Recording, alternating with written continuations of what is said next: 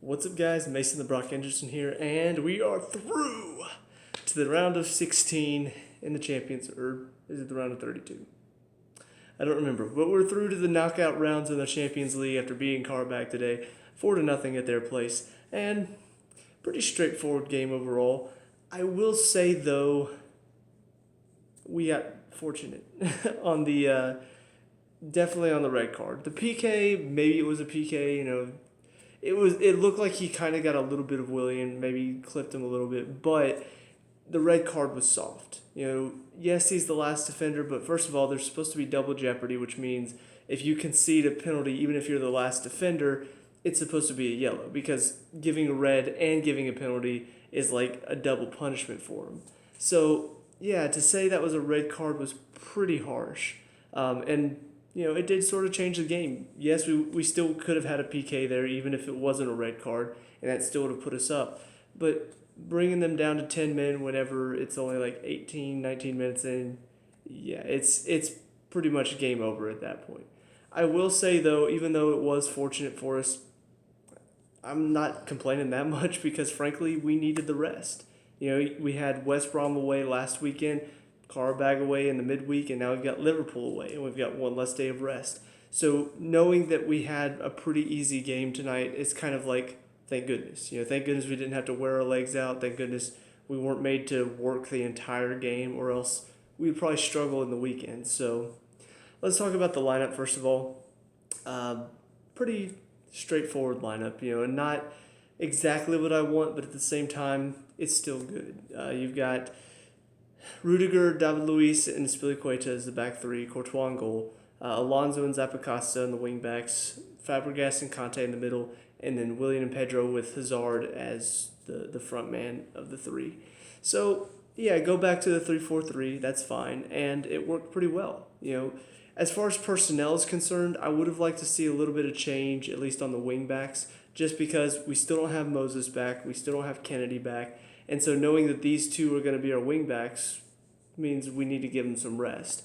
And this is a game where, yes, we need to win. We need to go ahead and put this to bed, say that we're through to the next round. But at the same time, you also need to rest some players because you've got a big game against Liverpool in the weekend. And frankly, the Premier League is more in doubt right now than making it out of our group in the Champions League is, because Man City's running away with it. And if we keep dropping points in the weekend, Man City, it keeps picking up points every single weekend. So, yeah, it does kind of feel like Liverpool is the more important game. So if you were to rest some players, it should probably be in this game. So they had Sterling on the bench. As far as left wing backs are concerned, I don't really know if there's an option there because we don't really have a whole lot as far as left wing back is concerned. It's Alonso, Kennedy, and that's pretty much it. So that's about my only concern with this lineup. The rest of it, I'm glad Morata got to rest. Hazard up top is a good option. So, yeah, the rest of the lineup is really good. So now let's talk about individual performances. Courtois in goal didn't really have a whole lot to do, so can't really rate him. Spilicueta called upon a few times to have to make good tracking runs and then make some good defensive blocks as well. Same thing for Rudiger. Both of them very good at covering in the back line, which is good because David Luiz needs a lot of cover. So, yeah, both of them did a really good job, and I'm finding that this sort of, like I've said before, David Luiz and Cahill in the back doesn't work. But I think as long as, one, you've got Spilicueta in the back three, and then two, you don't have David Luiz without Spilicueta in the back three, I think as long as those two options are there, I think it's okay. Even as moving Spilicueta out of the back three, as long as you've got, I think, Rudiger, Cahill, and Christensen, I think Christensen and Rudiger do good enough of a job on their own. It's whenever you move Spilicueta out of the back three and then you put David Luiz in there, that's where it starts to get worrying. Even if it's Rudiger and Cahill, Rudiger can't do enough to cover for what David Luiz does in the middle, which is leave a lot open. So that's where, stop that. That's where, having a Spilicueta in the back three helps you a lot because watching him tonight and even watching Rudiger tonight, both of them do a good job of covering, but it's mainly Spilicueta that just puts in a really strong defensive challenge. And thankfully when Cahill came on, at that point the game was already put to bed because it's 2-0. they've only got 10 men, so yeah, you don't really have to worry defensively. But yeah, so that's, I guess, talk about David Luiz a little bit. He did okay. He didn't really have a whole lot of defensive mix-ups like he has had in the past few games he's featured. But there were a couple challenges that he put himself into that just, it's typical David Luiz. He's going back to his old self, and that's really frustrating to see that he's getting back into those habits. Because it seemed like that was gone. It seemed like he'd matured and he had grown as a defender. And now he's back to that same old David Luiz that I used to get really frustrated with before we sold him. So, yeah, it's frustrating to see, some of the challenges going in, instead of going to win the ball out of the air, the forward's coming in and he just, throws his arms into him. I'm like, that's stupid. You don't need to do that. There's no purpose for it. All it does is just commit a foul, and now they've got the ball in the on half field, and they have a chance to get into our half. So, yeah, I'm still kind of frustrated with him, even though he didn't do that poorly tonight, because I still think he should be better. He was better last year. He should be better this year, and now he's fading back into those old bad habits.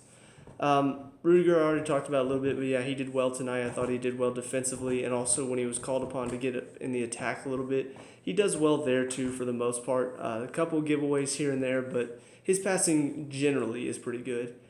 And then you've got Fabregas and Kanté in the midfield, both of them doing their jobs respectively. Fabregas distributing the ball very well, Kanté breaking up the play, running around, causing havoc for their midfield. I will say he was a little bit sporadic tonight in some of his challenges. Sometimes he went in great challenge, and sometimes he went in and they just turned him and he went right past him. So I think he needs to be a bit more, not necessarily careful, but a bit more calm whenever he's going into a challenge. Just that sort of sense of, all right, I don't need to go win the ball here. I just need to close you down. And that's what he did last year. He did that very well and forced players to have to play backwards because they didn't have the option going forward because Kanté's there. This year's been a little bit more, I'm going to chase the ball, and that's leading to, I pass it to him, and now you're chasing him, and then they pass it back to me. Now you've got to chase back to me, and you're just chasing, and it's not really doing great defensive work. And we've seen in the past he can do that and still win the ball after chasing for a minute, but there are some teams that are a lot more clinical on 3 passes and then they're in. Instead of, some of these teams when against Man City. If you're chasing the ball against Man City, you'll probably get it because they like to just pass all the way backwards instead of pass, and then they're in your box. Like some teams, Qarabag did that a couple times early on tonight. Couple good passes around Kanté. He's chasing, and all of a sudden they're in our box. So just something to be careful of going forward against some of these teams that like to counter and like to play very quickly up the field.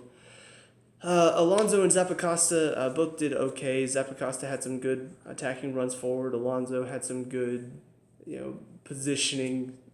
As far as on the ball, he's lost it. I'm sorry. I don't have a problem with Alonso. I think he's done well for the most part, but God, his distribution from the wing has gotten terrible. I mean, there were 2 or 3 chances where he's got so much space out on the wing, and all he has to do is just deliver in a quality ball, and it's terrible. Right to a defender, they easily clear it. And that happened 2 or 3 times. I'm just like, you can't have 2 or 3 chances in a ton of space to deliver a quality ball and then give it away like that. Because doing that against the top teams in the Premier League isn't going to cut it. They're going to pick up one of those balls. You do that against Liverpool on the weekend, send a bad ball into their defense, they'll kick it down the field, they'll counterattack on us, and now they'll get a shot on goal. So that can't happen anymore. You cannot continue to send in terrible ball after terrible ball and expect to still be on the field. Zappacosta, did pretty well. Like I said, he looks very good in the attack. Defensively, though, I want to see a bit more from him. I know Spilicueta's over there, and he does a very good job of shutting down anything on that side. But Zappacosta needs to provide a bit more defensively as well, because that's something Moses does. He gets up in the attack, but he gets back in defense as well. He does both sides of it. And I know Zappacosta isn't as fast, but I still want to see him at least working back instead of getting down the field, getting in the attack, and then just kind of trotting back. And then the front 3, Willian tonight was on fire. He's had his issues so far this season, to be fair. But tonight it was like he was trying to prove that that's not him. This season so far has not been him.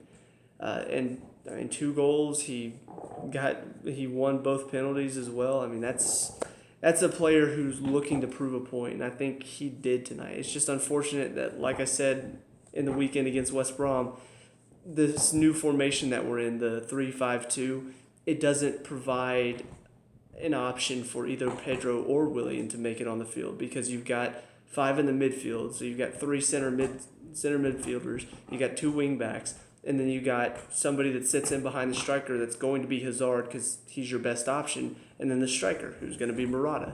So there's no real room for Willian or Pedro to break into the team at that point, and that's where it's kind of unfortunate for both of them, because both of them I thought played well tonight. You know, Willian, like I said, man of the match performance to be sure, but Pedro played pretty well. You know, overall, this is one of the few times I can actually say this, I was generally pleased with him. You know, couple giveaways, yes, but not nearly as many as he usually does. You know, his play was pretty good, his passing was good, his movement was good, his work ethic to get the ball back is always good. So, yeah, I was pleased with both of them tonight, and I just hated that neither of them can break into the team because this new formation doesn't suit either of them. And that's just unfortunate. So, and then Hazard up top, you know, another really good Hazard performance, and that's 2 back-to-back. Actually 3 counting the Man U, although that one was not the same Hazard we've come to know. It was still good. It just wasn't the world-class quality that we expect from Hazard. But these past 2 games, I mean, obviously I didn't see the West Brom game, but I heard he was tearing it up all over the field.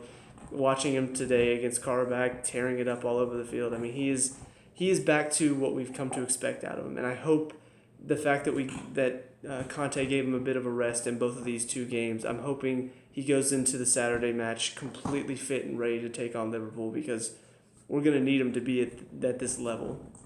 As far as the subs came on, Cahill came on just, you know, I guess to give Alonso a bit of a rest and also to get him off the field because he was on a yellow. Murata came on for Hazard, and like I said, probably giving him a rest so that way he's a bit more fit for Saturday.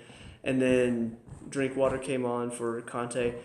Kind of just, you know, giving Drinkwater minutes here and there, letting him get back into the swing of things, because if one of our midfielders gets hurt or if one of them gets suspended, we're going to need him to step into one of those 3 midfield positions. You know, and we need him to be able to do any of them. And that's the difficult part for him, I think, is that he doesn't really distribute as well as Fabregas. He doesn't really defend as well as Conte. He's not really a big body like Bakayoko. So what does he bring? Well, he brings a little bit of everything. But you can't take off one of those star players in that system if you're bringing a little bit of everything. You've got to bring one big thing, and he doesn't have that right now. So I think, though, the fact that he's got a little bit of everything, he's got some strength, he's got the ability to pass, he can defend well, I think that means that if any of those 3 that are starting right now, Fabregas, Conte, Bakayoko, if any of them can't play, I think Drinkwater can fill that position well enough. Obviously, you know, against the top teams he may struggle, but playing a regular Premier League match, playing some of these lower sides in the Champions League, I think he could do okay. But you know, still looks like he's got a little bit to go before he's 100% ready. But he did look a lot better than I've seen him play tonight. So yeah, overall, happy with this result. Happy that it wasn't a full-out bloodbath trying to battle for a win. It was comfortable. It was easy. It gave the guys the time to rest, so that way they can be prepared for Liverpool on Saturday. So, yeah, that's about it for me. So let me know what you guys think down in the comment section below. What were your thoughts on this game? Let me know. We can talk about and discuss all that good stuff. Leave a like and subscribe for future Chelsea reviews. I'll see you guys in the next one. Peace out.